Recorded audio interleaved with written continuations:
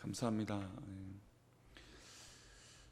오늘 말씀은 이제 다윗이 정말 하나님 앞에 정상의 궤도에 정말 멋지게 계속 날아오르다가 이제 하나님 앞에 범죄하여 정말 하나님 앞에 고꾸라지는 그런 모습이 기록되어 있는 본문의 장입니다.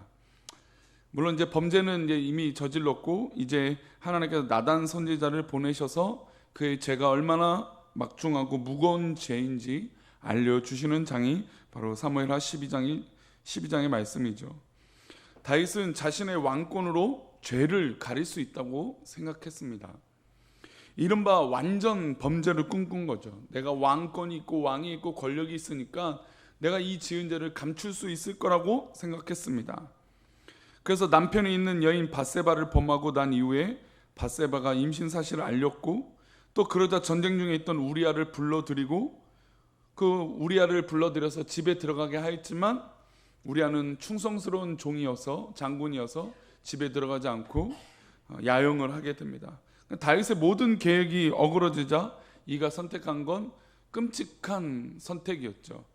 그래서 우리아를 이 전쟁의 최전방에 보내라고 하는 요압 장군에게 편지를 써서 보내고 실제로 이 우리아는 이 전쟁의 극심한 전쟁 가운데 앞장서서 싸우다가 거기서 죽게 됩니다. 그러고 나서 이제 밧세바를 궁에 데리고 오죠. 다윗이. 백성이 볼 때는 어떻게 보면 장군의 장수, 그러니까 치열하게 전쟁을 하다가 죽은 이 아내, 이 장수의 아내를 이 다윗 왕이 거둬들였다라고 하는 측면, 그러니까 이 측면으로만 볼 때는 외면적으로 이 사실을 알지 못하는 백성들이 볼 때는 야, 자유로운 왕이고 다윗은 정말 이렇게 사랑이 있는 왕이고 그리고 자신의 신하였던 충신이었던 우리아를 정말 아끼는 왕이구나라고 생각할 수도 있었을 것입니다. 하지만 하나님은 그 악함을 알고 계셨던 것이죠. 11장 27절에 보면 이렇게 기록됩니다. 그 장례를 마침에 다윗이 사람을 보내 그를 왕궁으로 데려오니 그가 그의 아내가 되어 그에게 아들을 낳으니라. 다윗이 행한 그 일이 여호와 보시기에 악하였더라. 사람들이 볼 때는 어떤 좋은 얘기도 있고 안 좋은 얘기일 수도 있고 이런저런 이야기도 있을 수 있겠죠. 그러나 하나님 보시기엔 악했다라는 것입니다.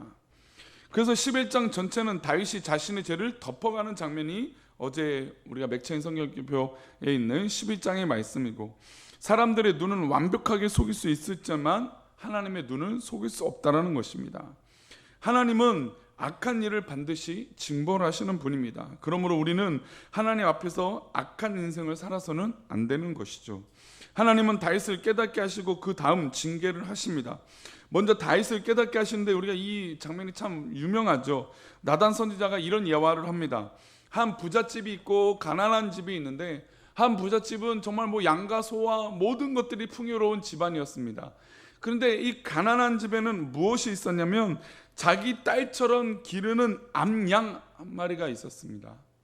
그런데 이 부자가 잔치를 벌이는데 자기 집에 있는 수많은 양들도 있고 염소도 있고 소도 있고 참 많은데 거기에서 잡은 것이 아니라 가난한 자의 암양을 뺏어다가 잔치를 벌였던 것이죠. 그래서 손님에게 대접했다라고 하는 이야기를 하자마자 다윗 왕이 노발대발하면서 화가 났습니다. 그런데 이 일이 왕의 나라 다윗의 나라에 벌어지고 있다라고 이야기했습니다. 다윗은 그 얘기를 듣자마자 노발대발하는 것뿐만 아니라 그 사람을 잡아와라 이렇게 나단 선지자에게 이야기를 했죠. 그래서 나단 선지자가 이렇게 그 대화에 종지부를 찍습니다. 그 악한 부자가 당신입니다. 다윗은 이후에 깨달죠. 우리가 시편 51편뿐만 아니라 역대기에도 보면 다윗이 수많은 눈물의 침상을 젖힐 정도로 눈물을 흘리며 정말 하나님 앞에 참회하고 회개를 합니다. 자, 여기서 중요한 관점이에요. 하나님께서 회개하면 용서를 해주실까요? 안 용서해 주실까요? 당연히 용서해 주십니다. 이렇게 회개하고 하나님 앞에 참회하는 이 다윗을 용서하시죠. 그런데 문제는 우리가 이 믿음의 사람들이 이것을 간과해서는 안 됩니다. 죄를 지었을 때 하나님께서 그 죄를 용서해 주시고 우리가 영원한 생명을 얻기에 부족함이 없도록 우리를 늘 구원의 길로 인도하여 주시고 저 천국을 향하여 걸어가게 하여 주시지만 우리가 저질렀던 그 죄의 책임은 하나님께서 물으신다는 것이죠. 용서는 용서이지만 그 죄의 대가는 대가라는 것입니다. 하나님께서 구체적으로 다윗에게 죄에 대한 책임을 묻습니다. 어떤 책임을 묻냐면 다윗 집안에 칼의 날이 없을 것이라고, 칼이 떠나는 날이 없을 거라고, 그러니까 전쟁이 멈추는 날이 없을 거라고 예언을 합니다. 말 그대로 이루어지죠. 다윗의 자손에게 칼이 떠나는 날이 없었습니다. 그 날에는 죽고 죽이고, 심지어 형제들끼리 죽고 죽이고 피비린내가 나는 그런 왕궁이 됐죠. 두 번째, 다윗은 은밀한 중에 이 일을 행했지만 다윗의 아내들이 대낮에 욕보임을 당하게 될 것이라고 했습니다. 실제로 또 그렇게 됐죠. 압살롬의 반란 때 백주의 왕의 후궁들은 왕의 옥상에서 모두 다 욕보임을 받게 됩니다. 그리고 세 번째죠. 세 번째, 다윗이 밧세바에게 낳은 아이가 죽을 것이라고 했습니다. 그것 또한 그대로 이루어졌죠. 하나님이 용서를 해주십니다. 우리 하나님은 언제나 용서해 주시고 회개하는 자들을 긍휼히 여기십니다. 하나님은 사랑의 하나님이시고 긍휼의 하나님이시지만 우리가 지었던 그 죄에 대한 책임을 막중하게 물으신다는 것이죠. 물론 그것은 구원과 상관은 없는 문제입니다. 그 책임을 묻는 것은 하나님에게, 우리에게 본이 되게 하시고 또 하나님 앞에 더욱더 바로 서게 하시려고 하는 정말 따뜻한 회초리와 같은 것이죠. 다윗은 물론이고 다윗의 후손까지 다윗이 지은 죄로 말미암아 정말 그 죄의 짐을 짊어지고 살아갈 수밖에 없게 된 것입니다. 하나님의 인생의 채찍이었죠. 용서하셨지만 하나님은 다윗에게 죄에 대한 책임을 지게 하셨습니다. 그리고 이뿐만 아니에요. 왜냐하면 이 우리아를 죽이기 위해서 누구에게 편지를 보냈습니까? 요압에게 편지를 보냈죠. 요압에게 편지를 보내서 우리아를 정말 극심한 전쟁의 앞장을 서도록 해서 오히려 사실은 전쟁에 나가게 한 것이지만 그 죽음을 사주한 거나 마찬가지죠. 근데 이 사실을 요압이 다 알고 있었어요.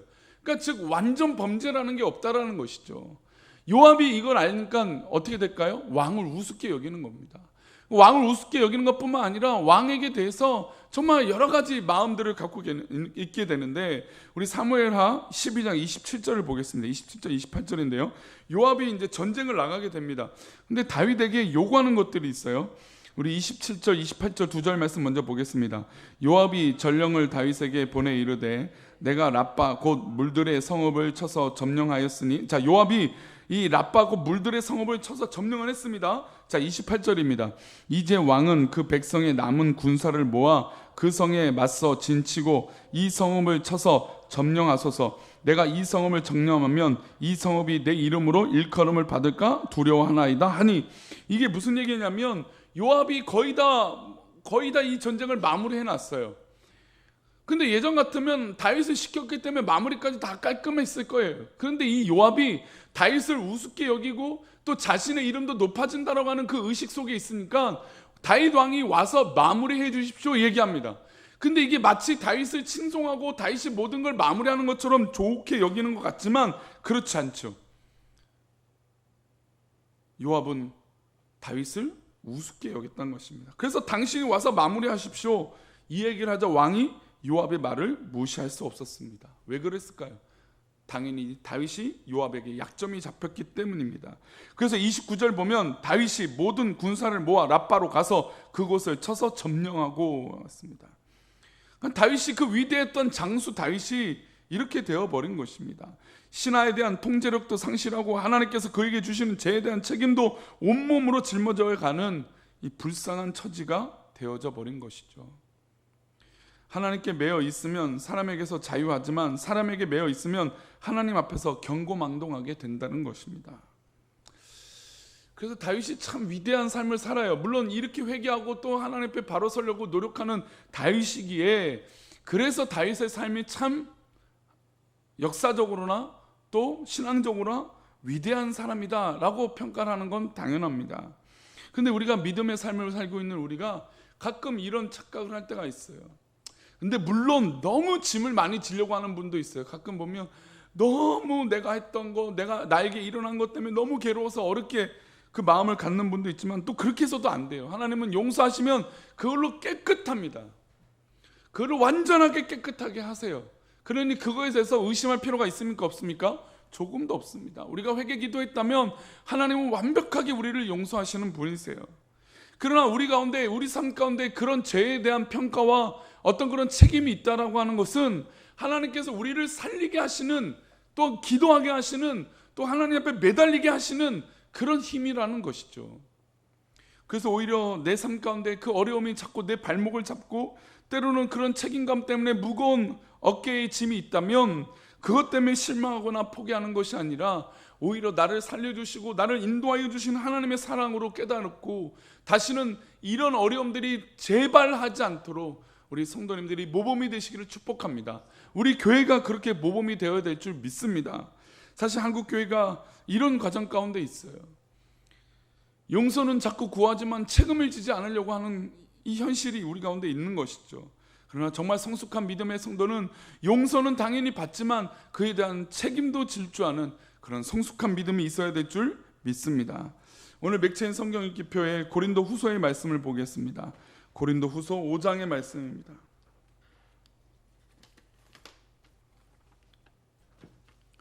고린도 후서 5장 11절.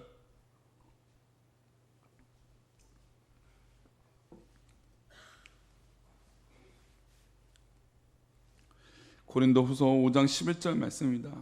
우리는 언제나 하나님 앞에 하나님을 위하는 마음이 우선되어져야 합니다. 미쳤어도 또 어려워도 하나님을 위한 것이 되어야 돼요. 바울 사도는 자신이 미쳤어도 라고 얘기하면서 하는 말씀이 나오는데요, 우리 먼저 11절과 12절 말씀 먼저 보겠습니다. 11절 12절입니다. 우리는 주의 두려우심으로 알므로 사람들을 권면하거니와 우리가 하나님 앞에 알리어졌으니 또 너희의 양심에도 알리어지기를 바라노라. 우리가 다시 너에게 자천하는 것이 아니요 오직 우리로 말미암아 자랑할 기회를 너에게 주어 마음으로 하지 않고 외모로 자랑하는 자들에게 대답하게 하려 하는 것이라. 즉 우리에게 일어나는 일들, 우리 앞에 보여지는 일들, 그런 것은 우리가 다시 너에게 자천하는 것이 아니고 오직 우리로 말미암아 자랑할 기회를 우리에게 주신다는 것이에요. 그래서 13절에 이렇게 얘기합니다. 우리 13절 말씀입니다. 우리가 만일 미쳤어도 하나님을 위한 것이요 정신이 온전하여도 너희를 위한 것이니. 그러니까 어려웠다라고 생각하는 그 부분들이 오히려 하나님을 위한 것이 될 수 있다는 것입니다. 그러나 정신이 온전해지는, 좋게 여겨지는 것도 오히려 반대로 나를 위한 것일 수도 있다는 것이죠. 그래서 우리가 고백하는 이 고백의 현실이 과연 어떤 기준에 있는지 우리는 돌아볼 필요가 있습니다. 내가 때로는 미쳤어도, 때로는 내가 정말 어려운 가운데 있을 때라도 오히려 하나님이 위한 것일 수도 있다는 것입니다.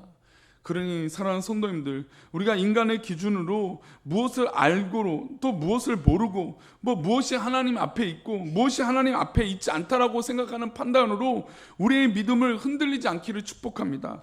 어떻게든 정말 어디서든 무엇을 하든 하나님 앞에 있기를 위하여 정말 철저하게 있는 귀한 사랑하는 성도님 되시기를 축복합니다. 우리가 때로는 미쳤어도 하나님을 위한 것이라면 그것이 감사하고 기뻐할 일인 줄 믿습니다. 때로는 믿음의 사람들은 미쳤어도 라고 하는 이야기를 듣죠. 믿음의 사람들은 미친 거죠. 우리가 예수에 미친 것이고 말씀에 미친 사람들이죠. 그러나 그 모든 것이 하나님을 위한 것이라고 진정으로 고백되어질 때 그것은 오히려 우리에게 축복의 열매가 되어질 줄 믿습니다. 사랑하는 우리 아침 기도에 모여서 기도하시는 우리 사랑하는 성도님들, 우리 성도님들 앞에 기도 제목이 있는 것은 다른 의미가 아니라 성도님들을 살리시는 기도의 제목인 줄 믿습니다. 그 모든 기도의 제목들이 때로는 여러 가지 기준의 문제들과 답이 될 수 있지만 그 모든 것들이 하나님을 위한 것이 되기를 축복합니다. 그 모든 기도의 제목이 하나님을 위한 것으로 바로 서심으로 모든 기도 제목이 하나님 기뻐하시는 정말 승리의 기도 제목 되시는 우리 사랑하는 성도님들을 축복합니다. 기도하겠습니다. 하나님,